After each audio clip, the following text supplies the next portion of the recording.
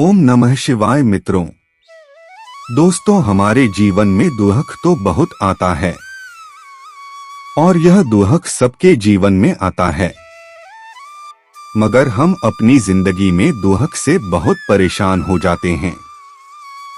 तो दोस्तों, आज हम आपके लिए लेकर आए हैं गौतम बुद्ध की एक ऐसी कहानी जो आपके दुखों को दूर कर सकता है। सबल नाम का एक व्यक्ति अपने जीवन से बड़ा निराश था। उसकी निराशा का कारण यह था कि वह अभी तक कुछ नहीं करता था। उसके घर वाले उसे दूसरों का उदाहरण देकर ताने मारते थे कि वह सब तो कामयाब हो गए और तू यही का यही है। जब भी वह कहीं बाहर जाता तो लोग से उससे पूछते कि तुम क्या कर रहे हो, और उसे यह कहने में बहुत शर्म महसूस होती कि वह अभी कुछ नहीं कर रहा, कुछ करने की कोशिश कर रहा है। धीरे धीरे उसने लोगों से मुंह छुपाना शुरू कर दिया। उसका दुख इतना बड़ा था कि उसको लगता कि वह धरती पर बोझ है और उसके बस में कुछ भी करना नहीं है। वह कुछ कर ही नहीं सकता, तो वह जीकर क्या करेगा, उसे मर जाना चाहिए। अगर आप यह कहानी सुन रहे हैं तो पूरा सुनिए। इस कथा को आधा अधूरा छोड़कर जाने की भूल मत करिएगा, क्योंकि इस पवित्र कथा को आधा अधूरा छोड़ने से आपको पाप लग सकता है। वह अकेले में बैठकर रोता और भगवान को दोष देता। एक दिन उसने नगर में गुरु को देखा, जो दुख के ऊपर अपना प्रवचन दे रहे थे। गुरु ने कहा, दुख एक गुरु की तरह होता है, जो आपको जीवन के बारे में समझाता है और बताता है। यह आपको सही से जीने का तरीका देता है। आप चाहे तो दुख रूपी गुरु से जीवन जीना सीख सकते हैं, या दुख में डूबकर बैठकर रो सकते हैं। दुख की पीड़ा अनंत होती है, दुख की घड़ी में क्या करें। सबल भी यह बातें सुन रहा था। उसने गुरु से कहा, दुख कुछ सिखाकर नहीं जाता, बल्कि पीड़ा देकर जाता है। दुख की पीड़ा अनंत होती है। ऐसा लगता है कि इसके बाद कुछ नहीं मिलने वाला, कुछ नहीं होने वाला। मृत्यु भी उसके सामने कम लगती है। गुरु ने कहा, क्या दुख है तुम्हें? सबल ने अपनी सारी परेशानी गुरु को बताई और कहा, क्या मेरे दुख का आपके पास कोई समाधान है? गुरु मुस्कुराए और गुरु ने कहा, जब तुम्हारे जीवन में असली दुख आए तब मेरे पास आना, मैं उसका समाधान अवश्य करूंगा। यह कहकर गुरु वहां से चले गए। सबल ने सोचा, क्या मेरा दुख असली नहीं है? क्या यह दुख जो मैं झेल रहा हूँ दुख नहीं है? कोई भी मेरे दिल का दर्द नहीं समझता। अपने दुखों से परेशान होकर सबल ने एक निर्णय लिया। घर वाले नहीं समझते तो गुरु क्या समझेंगे? अपने दुखों से परेशान होकर सबल ने एक निर्णय लिया कि वह कुछ करके दिखाएगा। उसने एक छोटा सा व्यापार आरंभ किया। उसे उसके व्यापार में सफलता नहीं मिल रही थी, पर उसके घर वाले बहुत खुश थे कि वह कुछ तो प्रयास कर रहा है। धीरे धीरे उसे सफलता मिलने लगी और फिर उसने रफ्तार पकड़ ली। वह 2 वर्ष के भीतर ही एक बड़ा व्यापारी बन गया। अब सबल के आसपास काफी लोग थे जो उसे पसंद करते थे, जो उसकी चिंता करते थे, जो उसके कार्यों की सराहना करते थे, प्रशंसा करते थे। उसके माता पिता भी अपने बेटे की प्रशंसा करते थकते नहीं थे। उसके मित्रों की संख्या दिन ब दिन बढ़ती जा रही थी। वह बहुत खुश था। राजा भी तुम्हारी तारीफ करेंगे। अपनी जिंदगी में पड़ोस के कुछ मित्रों ने उसे समझाया कि जब वह बड़ा व्यापारी बनकर इतना सुखी रह सकता है, तो सोचो, अगर तुम इस नगर के, इस राज्य के सबसे बड़े व्यापारी हो जाओ तो कितना सुख होगा तुम्हारे पास, कितने लोग तुमसे जुड़ेंगे, कितना यश तुम्हारा फैल जाएगा। स्वयं राजा भी तुम्हारी तारीफ करेंगे और जरूरत पड़ने पर तुमसे ही धन उधार लेंगे। यह बात सबल के मन में बैठ गई और अब वह और अधिक प्रयास करने लगा। लेकिन यह सब कुछ उसे बहुत जल्दी चाहिए था। ज्यादा समय इसमें वह बर्बाद नहीं करना चाहता था, इसलिए उसने ऐसे कार्य किए जो उचित नहीं थी। उसने बहुत बड़ी मात्रा में धन उधार लिया, अपने मित्रों से लिया, ज्यादा मुनाफा कमाने के चक्कर में अपने माल की गुणवत्ता खराब कर दी। उसके मित्र उसे जैसा समझाते गए वह वैसा करता गया। दूसरे व्यापारियों के खिलाफ षड्यंत्र भी रचे। अब उसके जीवन का सुकून कहीं चला गया था। उसे रातों को नींद नहीं आती थी, वह हमेशा कुछ उधेड़बुन में लगा रहता था। सुख साधन की सारी वस्तुएं होने के बाद भी उसे किसी में सुख नहीं मिल रहा था। एक दिन सबल अपने रथ में बैठकर एक मार्ग से जा रहा था। रास्ते में उसने गुरु का आश्रम देखा। वह गुरु के पास पहुंचा और कहा, गुरुदेव, आपने कहा था कि असली दुख हो तो मेरे पास आना। मेरे जीवन में बहुत दुख है, मैं रात को सो नहीं पाता। सबल गुरु को अपनी सारी बात बताई। गुरु ने कहा, जब तुम पहली बार मिले थे तब भी तुम किसी दुख में थे, उस दुख से तुमने क्या सीखा? सबल ने कहा, मैंने सीखा कि केवल सोचने मात्र से कुछ नहीं होता, कर्म को अंतिम पड़ाव तक ले जाना आवश्यक होता है। अपनी सोच को साकार करने के लिए कर्म करना पड़ता है और केवल कर्म करने से कुछ नहीं होता। कर्म को अंतिम पड़ाव तक ले जाना आवश्यक होता है। चाहे रास्ते में कितनी भी बाधाएं आए, कितनी भी निराशा आए, चाहे ऐसा क्यों ना लगे कि अब कुछ नहीं होगा, तब भी यह मानकर कि जो कार्य मैं कर रहा हूँ मैं इसमें सफल होकर ही रहूँगा। कर्म करना चाहिए। लोग केवल सफल व्यक्ति को ही महत्व देते हैं, बाकी सब चाहे कोई कितना भी अच्छा क्यों ना हो, इस दुनिया के लिए वो बोझ ही कहलाता है। गुरु मुस्कुराए और गुरु ने कहा, जब तुम्हारी जीवन में असली दुख आए तब मेरे पास आना, मैं उसका समाधान अवश्य करूँगा। सबल ने गुरु को एक घड़ा भेंट किया जो सोने के सिक्कों से भरा था। घड़े को देखकर गुरु ने कहा, इस घड़े को वहाँ उस पेड़ के नीचे गड्ढा खोदकर दबा दो, यह मेरे किसी काम का नहीं। अपनी सोच को साकार करने के लिए कर्म करना पड़ता है। सबल ने ऐसा ही किया और वहाँ से चला गया। धीरे धीरे सबल को व्यापार में घाटा होने लगा।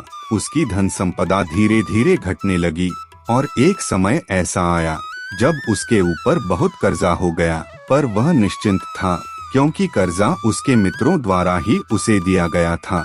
वह सोचता था कि उसके मित्र उसके बुरे समय में उसका साथ देंगे, पर ऐसा कुछ नहीं हुआ। सबसे पहले मित्रों ने ही अपना उद्धार धन उससे मांगना शुरू किया। ना देने पर जान से मारने की धमकी भी दी। उसके शुभचिंतक, उसके चाहने वाले सब उससे दूर हो गए। उसके पिता उसे उसकी गलतियों को गिनवाने लगे। उसकी सारी संपत्ति नीलाम हो गई। उसके पास कुछ नहीं बचा। उसने अपने पिता से सहायता मांगी। पिता ने कहा, मेरे पास यह थोड़ी सी ही संपत्ति है, अगर मैं तुम्हें यह दे दूं तो मैं तुम्हारी माँ को कहाँ रखूंगा? जब तुम्हारे जीवन में असली दुख आए तब मेरे पास आना। हमारा आखिरी सहारा यही संपत्ति है। उसके जीवन में बहुत गहरा दुख था। उसके आसपास कोई भी ऐसा नहीं था जो उसे संभाल सके। लोगों से मिले इस धोखे की वजह से वह टूट गया था। लगता था कि जीने का कोई मतलब नहीं है, मृत्यु ही एकमात्र सहारा है। वह मरने के लिए एक नदी की तरफ जा रहा था। तभी रास्ते में उसे याद आया कि गुरु ने कहा था कि जब उसके जीवन में असली दुख आए तो वह उनके पास आए और वह उसके दुख का समाधान करेंगे। सबल गुरु के पास गया और उसने गुरु को सारी बात बताई और कहा कि मेरे दुख का समाधान कीजिए। गुरुदेव, गुरु ने कहा, जब तुम्हारे जीवन में असली दुख आए तब मेरे पास आना, मैं उसका समाधान अवश्य करूंगा। सबल ने कहा, असली दुख क्या होता है गुरुदेव? क्या अब जो मेरे जीवन में घट रहा है वह दुख नहीं है? गुरु ने पेड़ के नीचे गड्ढा खोदकर घड़ा निकाला। गुरु ने कहा, पहले यह बताओ कि तुमने अपने इस दुख से क्या सीखा है?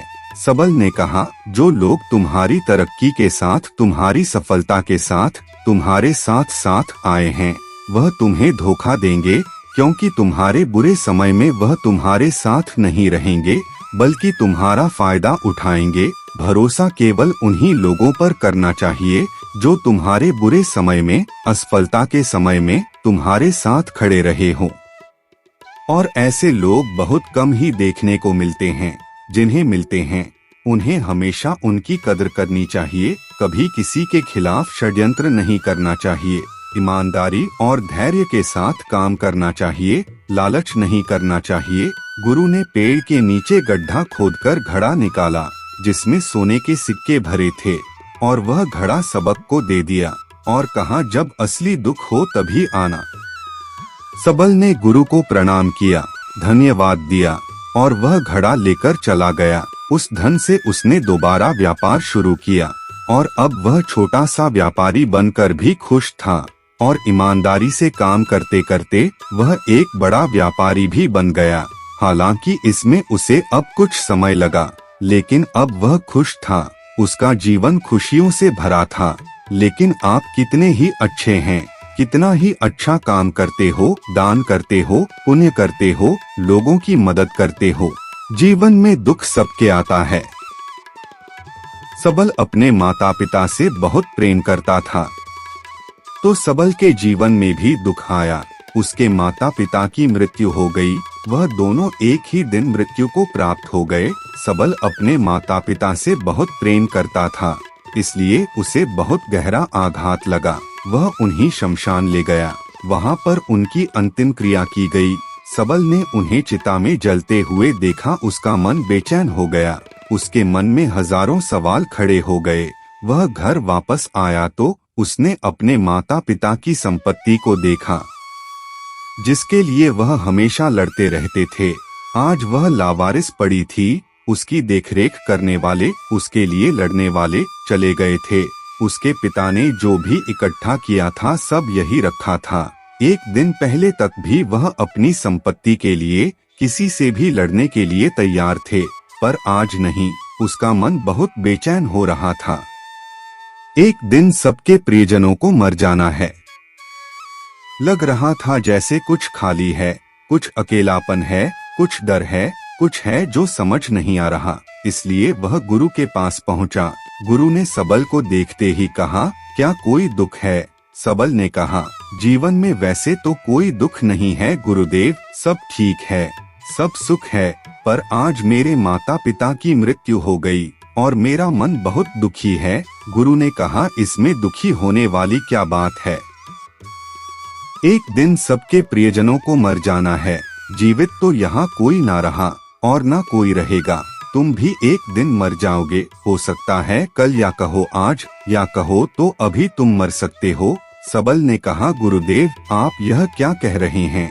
मैं भी मर जाऊंगा, पर अभी तो मैं जवान हूँ। गुरु ने कहा, इस प्यारे से भ्रम में तो सब जीते हैं कि मृत्यु बूढ़ों को आती है, जबकि उनके सामने ही जवान मर जाते हैं।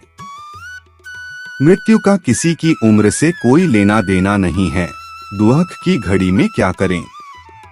बच्चे मर जाते हैं। मृत्यु का किसी की उम्र से कोई लेना देना नहीं है। गुरु के मुख से यह बातें सुनकर सबल वहां से चुपचाप चला गया, पर उसका मन जैसे बेचैन हो गया था। वह कुछ खालीपन सा महसूस कर रहा था। दिन रात वह अपने बारे में ही सोचता रहता कि वह क्या कर रहा है, वह क्या है, क्यों है, कैसे हैं, हम क्या हैं, हम करने क्या आए हैं? क्या बस चीजों का उपभोग करना है और मर जाना है? उसे कोई जवाब नहीं मिल रहा था और उसका दुख बढ़ता ही जा रहा था। कुछ दिन बाद वह वापस गुरु के पास पहुंचा और गुरु को सारी बात बताई। गुरु मुस्कुराए और गुरु ने कहा, आज पहली बार तुम्हारी जीवन में असली दुख उत्पन्न हुआ है। वास्तव में यही है जो दुख कहलाने लायक है कि हमें नहीं पता कि हम क्या कर रहे हैं, क्यों हैं, कैसे हैं, कौन हैं हम और हमें क्या करना है। सबल ने कहा, गुरुदेव मेरे दुख का समाधान कीजिए। गुरु ने कहा, हम सब अपनी जीवन भर क्या इकट्ठा करते रहते हैं? सबल ने कहा, गुरुदेव सभी लोग धन संपत्ति, मान सम्मान, प्रेम, परिवार, मित्र, शत्रु, पद, प्रतिष्ठा इकट्ठा करते रहते हैं। गुरु ने कहा, क्या इनमें से कुछ भी इकट्ठा करके हम अपने साथ ले जा सकते हैं? सबल ने कहा, नहीं गुरुदेव, इनमें से कुछ भी साथ नहीं जाता। हम टुकड़ों में जीवन जी रहे हैं, हमारी चेतना कभी एक नहीं हो पाती। मेरे माता पिता के साथ भी कुछ नहीं गया, सब तो यहीं छूट गया। गुरु ने कहा, ध्यान से समझना, इस दुनिया में जिसे हमें इकट्ठा करना है उसे हम कभी इकट्ठा करते ही नहीं। सभी चीजों को देखते हैं लेकिन उसे देखते ही नहीं। जिसे हमें इकट्ठा करना है वह है हम खुद। हम इस दुनिया में अपने आप को इकट्ठा करना है ताकि जब हमारी मृत्यु हो तब हम एक हो सके और अपने आप को पहचान सके। हम बटे हुए हैं प्रेम में, नफरत में, क्रोध में, क्रूरता में, धन में, संपत्ति में, पद में, प्रतिष्ठा में, सम्मान में, पहचान में, धर्म में, जाति में, दूसरों को लूटने में और अपने आप को लुटाने में, और ऐसी ही हजारों लाखों छाव में, वासनाओं में हम बटे पड़े हैं। हम टुकड़ों में जीवन जी रहे हैं, हमारी चेतना कभी एक नहीं हो पाती। हमारी ऊर्जा शक्ति बिखर गई है, इसलिए हमारे पास इतना भी समय नहीं है या इतनी भी शक्ति नहीं है कि हम मुड़कर अपनी ओर देख सकें। वास्तव में लोग जिंदगी भर जिन्हें दुख दुख कहकर चिल्लाते रहते हैं और उनका समाधान खोजते रहते हैं, उन्हें उनका समाधान कभी मिलेगा ही नहीं, क्योंकि जिन्हें वह दुख कहते हैं वह दुख है ही नहीं। इसलिए यहाँ किसी को कभी उनके दुख का समाधान नहीं मिलता। वह बस एक परिस्थिति से छूटकर दूसरी परिस्थिति में फंस जाते हैं। जैसे वह पहली समस्या में रो पड़ते थे वैसे ही वह दूसरी समस्या में रो पड़ते हैं। मृत्यु से पहले अपने आप को पहचान लो। हमेशा ही एक ही समाधान नजर आता है, वह है मृत्यु, पर वह भी कोई समाधान नहीं है। इसलिए इन सब का अगर परम समाधान चाहिए तो अपने आप को इकट्ठा करो, अपनी ऊर्जा को इस संसार से वापस खींचो, उसे एकत्रित करो, अपने ऊपर ध्यान दो, अपने पर ध्यान लगाओ। मृत्यु से पहले अपने आप को पहचान लो, ऐसे ही बिखरे हुए मत चले जाना।